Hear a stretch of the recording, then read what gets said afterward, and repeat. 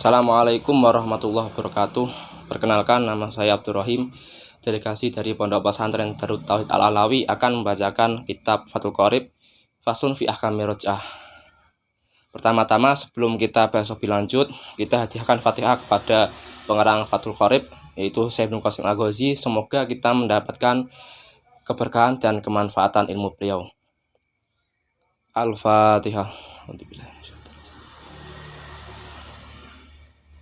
Bismillahirrahmanirrahim.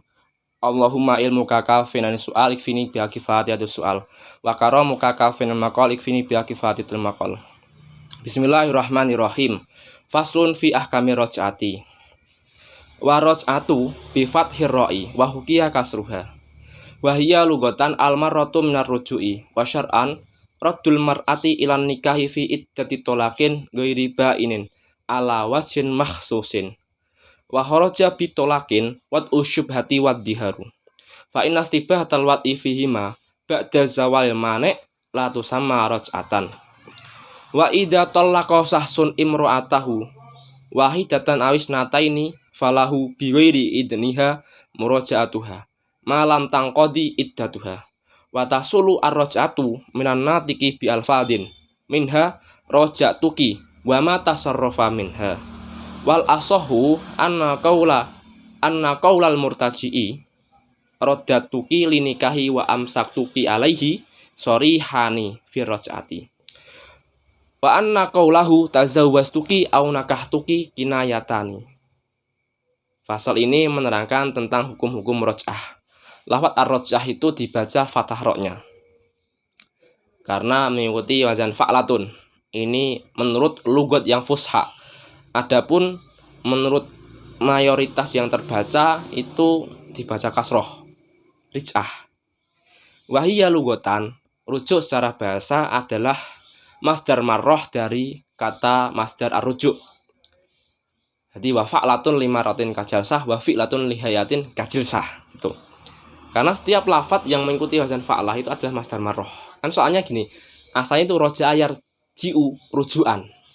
Nah, secara syara adalah mengembalikan istri dalam ikatan pernikahan selama masih dalam lingkup masa iddah tolak, yang tolak tersebut itu tidak bain. Ala wajin sesuai dengan prosedural atau syarat-syarat yang telah ditentukan. Di sini kan mengembalikan perempuan kepada ikatan pernikahan dalam iddah tolak. Jadi kalau seumpama selain tolak, contohnya adalah wat usyubat dan dihar. Nah, ini kan kalau seumpama setelah melakukan wat usyubat dan dihar, ini nggak boleh yang namanya wati. Nggak termasuk dalam kategori ini. Soalnya apa?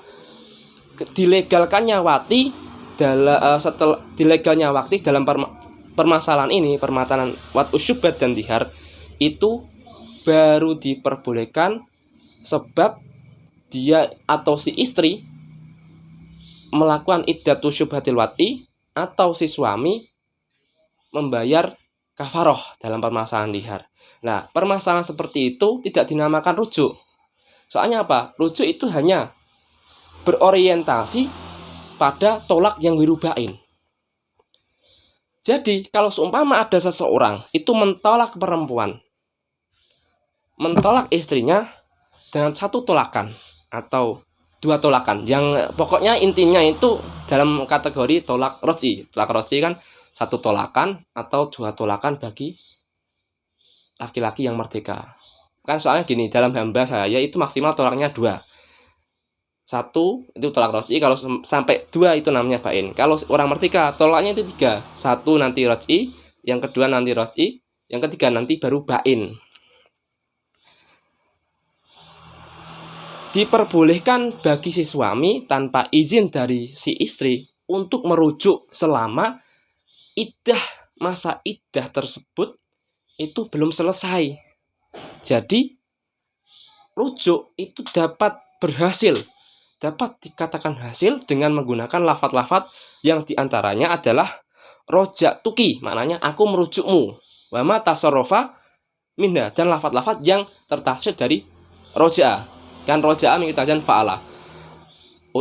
Mundurnya uroji'uki. Nah, ini juga termasuk kata-kata rujuk.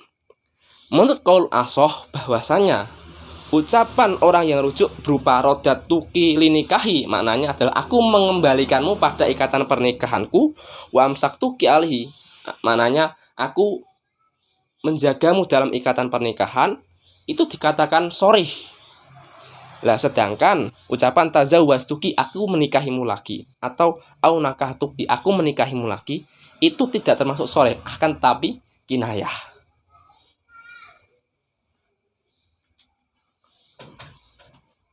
Dari redaksi fa'in nastibahatal wat'i fihima ba'da zawalil manek latu sama rujatan itu coba dijelaskan.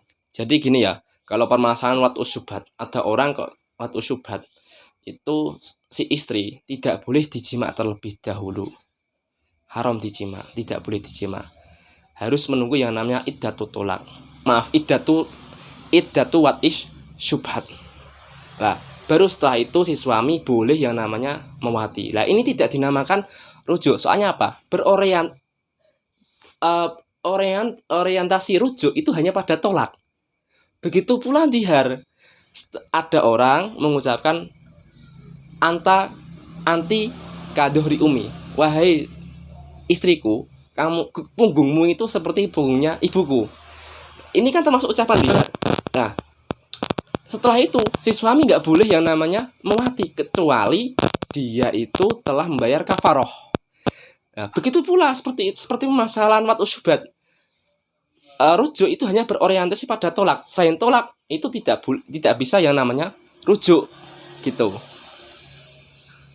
Lalu pertanyaan kedua, dari rodatuki linikahi dan amsak tuki alaihi, kok bisa dikatakan soreh? Coba dijelaskan. Jadi gini ya, dalam rujuk itu ada yang kinayah dan ada pula yang sorih.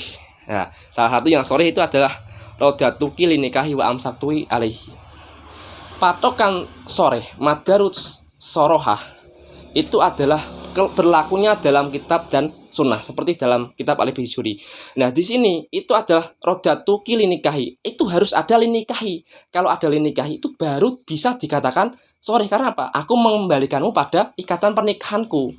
Begitu pula pada alihi, harus ada alihinya atau ala nikahi. Kalau seumpama tidak ada seperti itu, tidak bisa dinamakan sorry, karena kan masih ngambang, nggak jelas gitu loh. Jadi yang namanya sorry itu harus jelas sejelas-jelasnya. Sekian dari saya. Wassalamualaikum warahmatullahi wabarakatuh.